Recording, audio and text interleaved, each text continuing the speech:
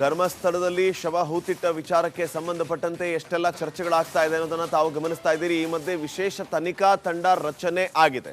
ಈ ವಿಶೇಷ ತನಿಖಾ ತಂಡದ ಕಾರ್ಯವ್ಯಾಪ್ತಿ, ಅದರಲ್ಲಿ ಬರುವಂತಹ ಅಧಿಕಾರಿಗಳು, ಅವರು ಮತ್ತೆ ವಿಶೇಷ ತಂಡವನ್ನು ರಚನೆ ಮಾಡಿ ಅವರಿಗೆ ಕೊಡುವಂತಹ ಜವಾಬ್ದಾರಿಗಳು ಇತ್ಯಾದಿ ಈಗಾಗಲೇ ಕಾರ್ಯಗತ ಆಗ್ತಾ ಇದೆ. ಆದರೆ ಮತ್ತೊಂದು ಅಸಮಾಧಾನ, SIT ರಚನೆ ಆದರೂ ಕೂಡ ವಿಳಂಬ ಆಗ್ತಾ ಇದೆಯಾ ತನಿಖೆ ಅನ್ನುವಂಥ ಪ್ರಶ್ನೆ ಮೂಡ್ತಾ ಇದೆ.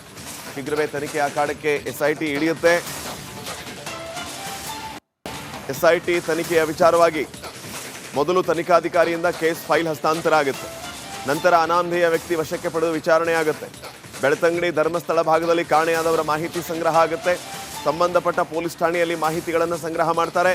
ಮೊಬೈಲ್ CDR, CCTVಗಳ ಮಾಹಿತಿ ಕೂಡ ಸಂಗ್ರಹ ಮಾಡ್ತಾರೆ.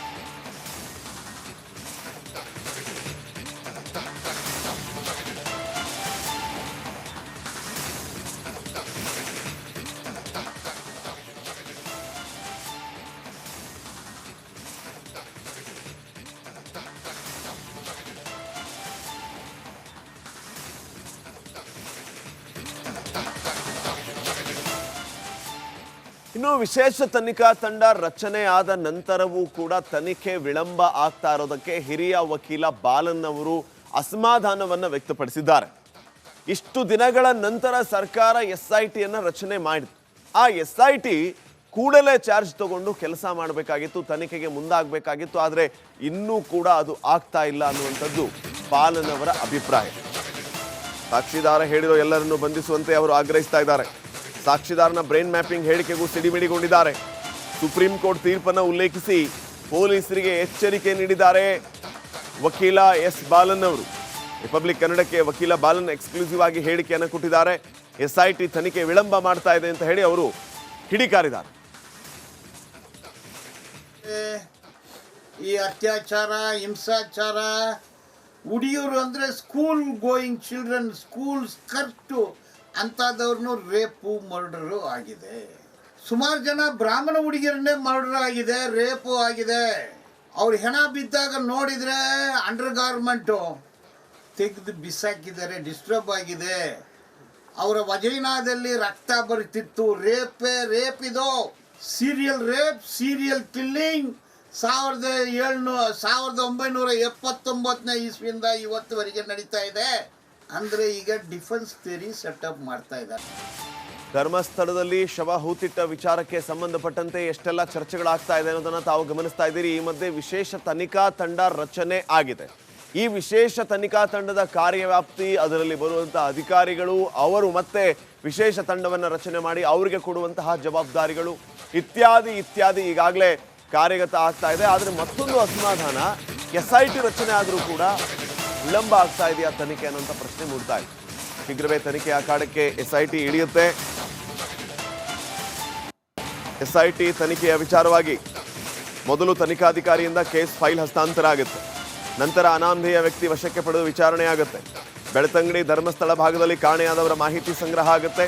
ಸಂಬಂಧಪಟ್ಟ ಪೊಲೀಸ್ ಠಾಣೆಯಲ್ಲಿ ಮಾಹಿತಿಗಳನ್ನು ಸಂಗ್ರಹ ಮಾಡ್ತಾರೆ. ಮೊಬೈಲ್ CDR, CCTVಗಳ ಮಾಹಿತಿ ಕೂಡ ಸಂಗ್ರಹ ಮಾಡ್ತಾರೆ.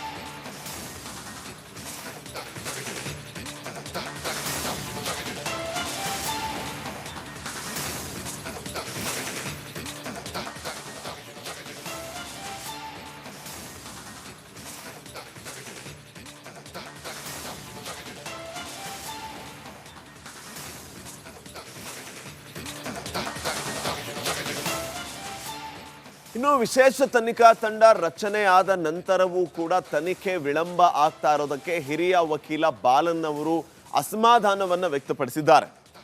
ಇಷ್ಟು ದಿನಗಳ ನಂತರ ಸರ್ಕಾರ SITಯನ್ನು ರಚನೆ ಮಾಡಿತು.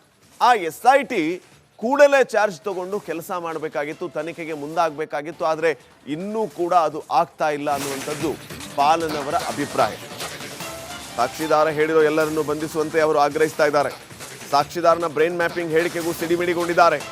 ಸುಪ್ರೀಂ ಕೋರ್ಟ್ ತೀರ್ಪನ್ನು ಉಲ್ಲೇಖಿಸಿ ಪೊಲೀಸರಿಗೆ ಎಚ್ಚರಿಕೆ ನೀಡಿದ್ದಾರೆ ವಕೀಲ S ಬಾಲನ್ ಅವರು.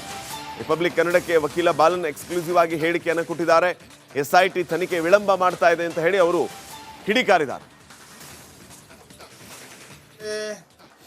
ಈ ಅತ್ಯಾಚಾರ, ಹಿಂಸಾಚಾರ, ಹುಡುಗಿಯರು ಅಂದರೆ school going children, school skirt ಅಂಥದ್ದವ್ರನ್ನೂ ರೇಪು ಮರ್ಡರು ಆಗಿದೆ. ಸುಮಾರು ಜನ ಬ್ರಾಹ್ಮಣ ಹುಡುಗಿಯರನ್ನೇ ಮರ್ಡರ್ ಆಗಿದೆ, ರೇಪು ಆಗಿದೆ. ಅವ್ರು ಹೆಣ ಬಿದ್ದಾಗ ನೋಡಿದರೆ ಅಂಡರ್ ಗಾರ್ಮೆಂಟು ತೆಗೆದು ಬಿಸಾಕಿದ್ದಾರೆ, ಡಿಸ್ಟರ್ಬ್ ಆಗಿದೆ. ಅವರ ವಜೈನಾದಲ್ಲಿ ರಕ್ತ ಬರುತ್ತಿತ್ತು. ರೇಪ್ ಇದು ಸೀರಿಯಲ್ ಕಿಲ್ಲಿಂಗ್ 1979 ಇಸ್ವಿಯಿಂದ ಇವತ್ತುವರೆಗೆ ನಡೀತಾ ಇದೆ. ಅಂದರೆ ಈಗ ಡಿಫೆನ್ಸ್ ಥಿಯರಿ ಸೆಟಪ್ ಮಾಡ್ತಾ ಇದ್ದಾರೆ. ಈ ಕೊಲೆ, ಈ ಧರ್ಮಸ್ಥಳದಲ್ಲಿ ಶವ ಹೂತಿಟ್ಟ ವಿಚಾರಕ್ಕೆ ಸಂಬಂಧಪಟ್ಟಂತೆ ಎಷ್ಟೆಲ್ಲ ಚರ್ಚೆಗಳಾಗ್ತಾ ಇದೆ ಅನ್ನೋದನ್ನ ತಾವು ಗಮನಿಸ್ತಾ ಇದ್ದೀರಿ. ಈ ಮಧ್ಯೆ ವಿಶೇಷ ತನಿಖಾ ತಂಡ ರಚನೆ ಆಗಿದೆ. ಈ ವಿಶೇಷ ತನಿಖಾ ತಂಡದ ಕಾರ್ಯವ್ಯಾಪ್ತಿ, ಅದರಲ್ಲಿ ಬರುವಂತಹ ಅಧಿಕಾರಿಗಳು, ಅವರು ಮತ್ತೆ ವಿಶೇಷ ತಂಡವನ್ನು ರಚನೆ ಮಾಡಿ ಅವರಿಗೆ ಕೊಡುವಂತಹ ಜವಾಬ್ದಾರಿಗಳು ಇತ್ಯಾದಿ ಈಗಾಗಲೇ ಕಾರ್ಯಗತ ಆಗ್ತಾ ಇದೆ. ಆದರೆ ಮತ್ತೊಂದು ಅಸಮಾಧಾನ, SIT ರಚನೆ ಆದರೂ ಕೂಡ ವಿಳಂಬ ಆಗ್ತಾ ಇದೆಯಾ ತನಿಖೆ ಅನ್ನೋಂಥ ಪ್ರಶ್ನೆ ಮೂಡ್ತಾ ಇದೆ. ಶೀಘ್ರವೇ ತನಿಖೆ ಅಖಾಡಕ್ಕೆ SIT ಇಳಿಯುತ್ತೆ. SIT ತನಿಖೆಯ ವಿಚಾರವಾಗಿ ಮೊದಲು ತನಿಖಾಧಿಕಾರಿಯಿಂದ ಕೇಸ್ ಫೈಲ್ ಹಸ್ತಾಂತರ ಆಗುತ್ತೆ. ನಂತರ ಅನಾಮಧೇಯ ವ್ಯಕ್ತಿ ವಶಕ್ಕೆ ಪಡೆದು ವಿಚಾರಣೆ ಆಗುತ್ತೆ. ಬೆಳ್ತಂಗಡಿ ಧರ್ಮಸ್ಥಳ ಭಾಗದಲ್ಲಿ ಕಾಣೆಯಾದವರ ಮಾಹಿತಿ ಸಂಗ್ರಹ ಆಗುತ್ತೆ. ಸಂಬಂಧಪಟ್ಟ ಪೊಲೀಸ್ ಠಾಣೆಯಲ್ಲಿ ಮಾಹಿತಿಗಳನ್ನು ಸಂಗ್ರಹ ಮಾಡ್ತಾರೆ. ಮೊಬೈಲ್ CDR, CCTVಗಳ ಮಾಹಿತಿ ಕೂಡ ಸಂಗ್ರಹ ಮಾಡ್ತಾರೆ.